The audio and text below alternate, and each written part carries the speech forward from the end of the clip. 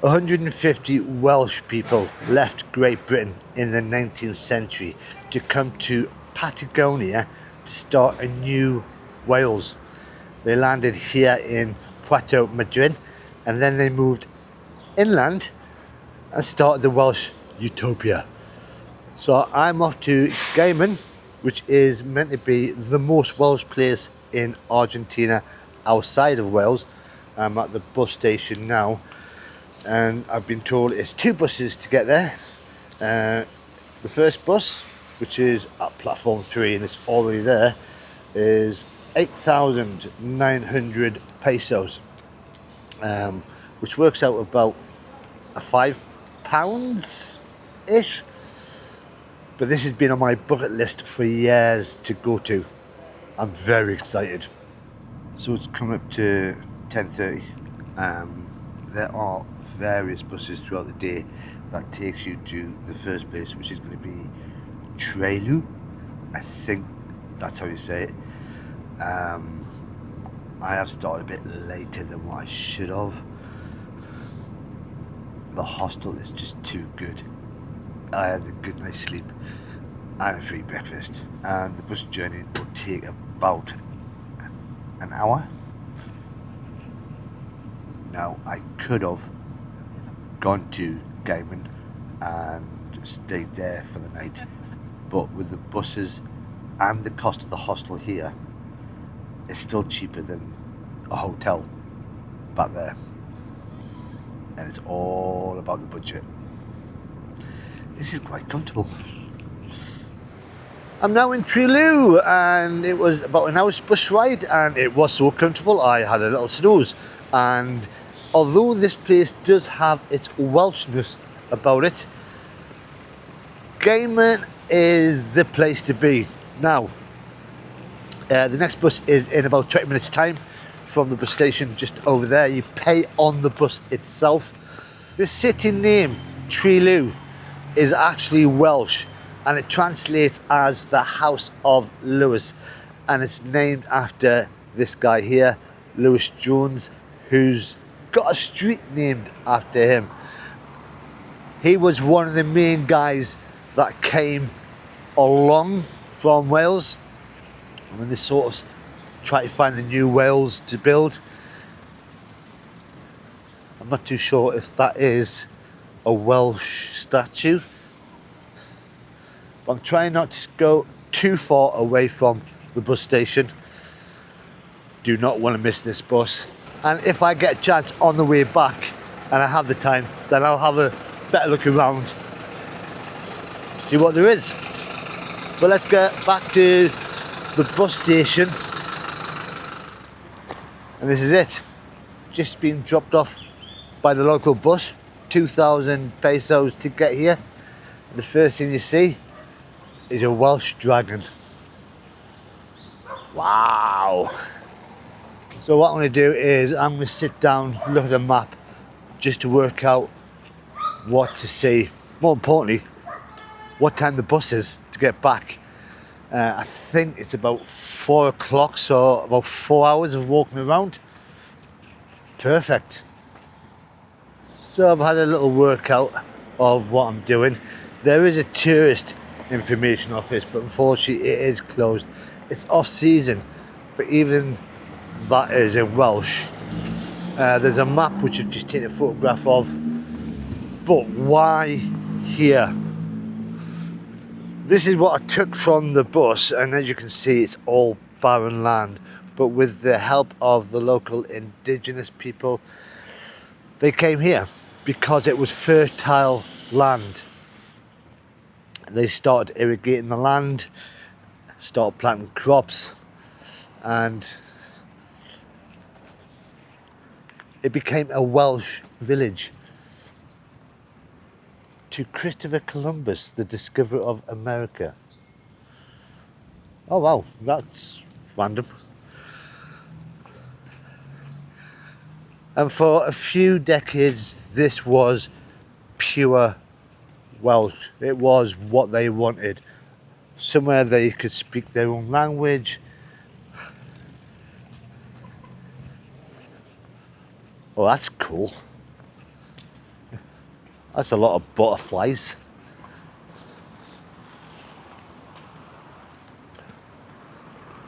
Oh, there's a river. That doesn't seem to go anywhere. So according to the map, this river is only in this park. This is the main square. But look at that. I'm not too sure what it is. Is that part of irrigation? And there's a bridge at the end. That's cool. So I did have to go online to find out about this. This is quite cool. So it is an irrigation system. Basically the river, which is down that way, they would have built canals to get the water up here just to feed the dry arid land. And this was one of the first irrigation systems in Argentina. Wow! And what I'm going to do now is I'm going to head down to the river that way, see what's down there. So I've crossed the river, which is just over there, and I've come to a chapel.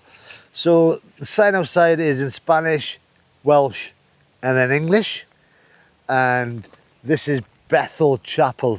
Now I've just tried the gate, it's closed. So the first settlers, when they came here, wanted their Welsh religion to carry on. So this chapel was built. Now originally the first one was destroyed by a storm. So this is the second one. You've got the sign up there, 1913.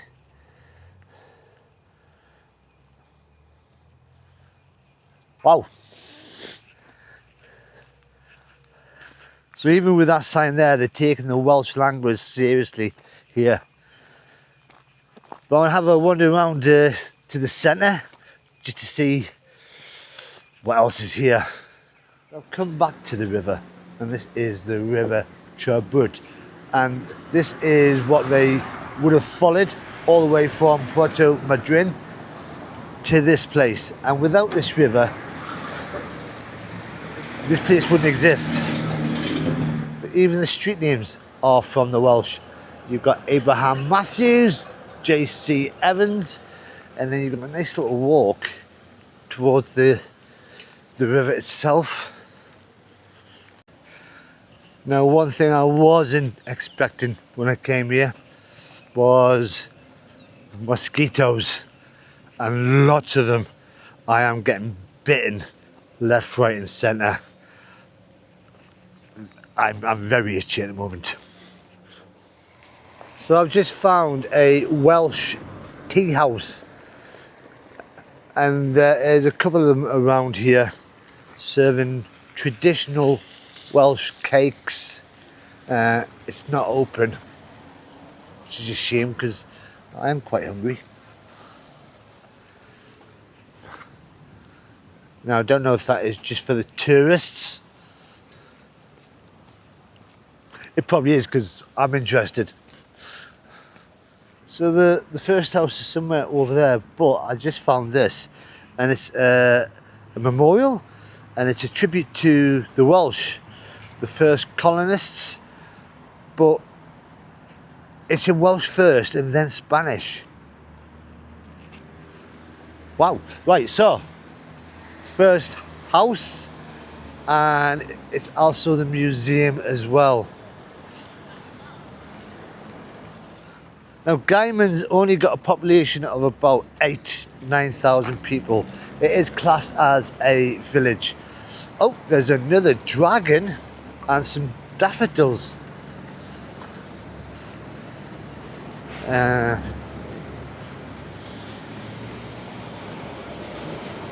Central store owned by William Melloch Hughes. And the first house is, oh, there it is. That's cool. Oh, there's a sign here. Gaiman's first house, dwelling of David D. Roberts, built in 1874.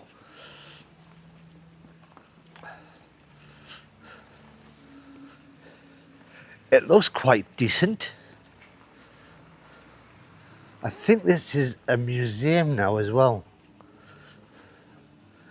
But I don't think it's open.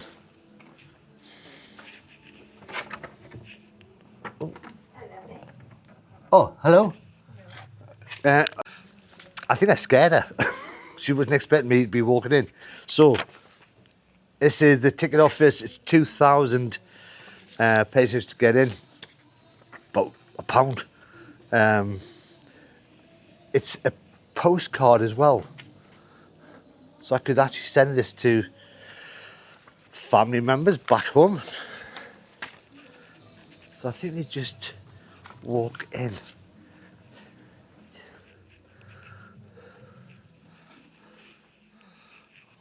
Oh wow.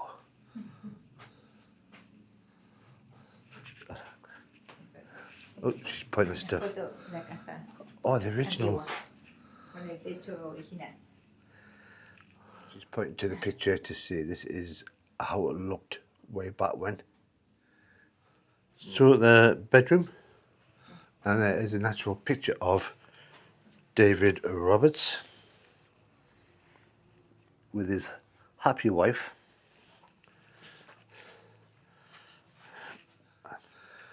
And then you've got, I have no idea what this is, storeroom.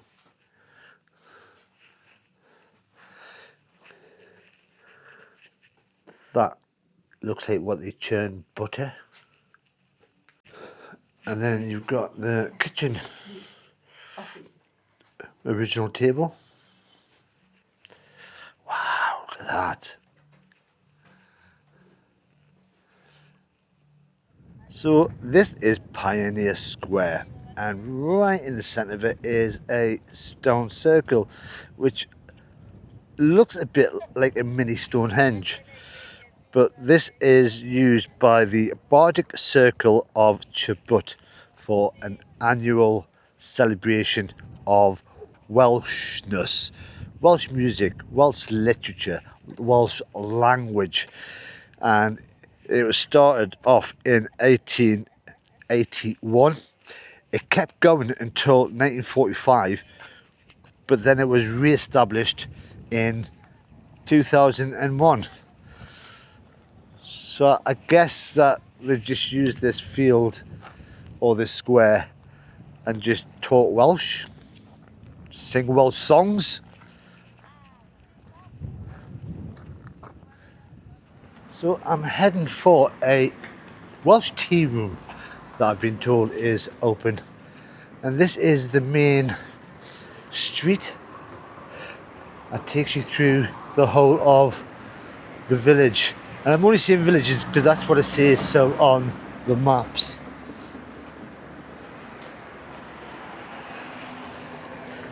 And they do try and keep up their Welsh heritage. They have a strong connection with various towns, cities in Wales. And they have children exchange once a year between here and Wales. And I think the tea room is just around the corner, around here.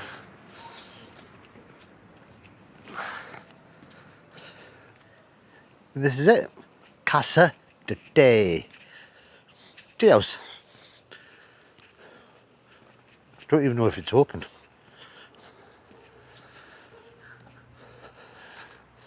But you got the Argentinian flag and the Welsh flag there. This is the tea house, and as you know, I don't drink tea, I drink coffee. So this is a typical Welsh tea. And then I've got some people that I met in the hostel from last week. Oh, the other day. So Gary, Carys, they're travelling, they're from Wales, and this is the Welsh part, so go on, do a bit of Welsh. Croeso Gaiman, dyna cael pan o de Cymraeg. There you go. So I'm going to tuck into this, and then we'll have to go.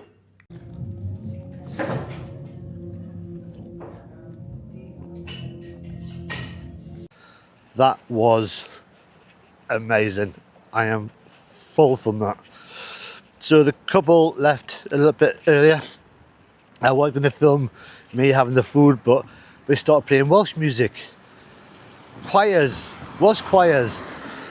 So I managed to take some footage. This is the tea house itself. As much Welsh as they could put into a tea house. And the food was just so much. I think it's for 2 people. And then I managed to get a photograph of the waitress who's dressed as a Welsh tea shop girl. The reason I'm leaving now is because I'm heading to the bus stop to get the bus back. And the couple I actually met in the museum, the first house, they have stayed here for the night, even though I saw them in the hostel a couple of days ago. £50. £50 for a hotel here. But they're only travelling for 6 to 8 weeks.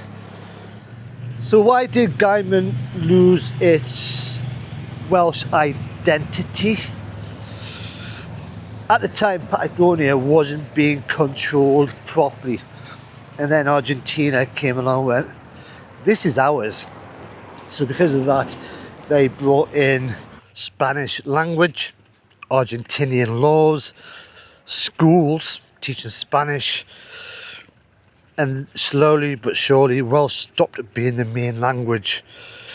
And then even though they had Welsh immigrants still coming here, it then started getting mixed up with Italians, Spanish, and other Argentinians.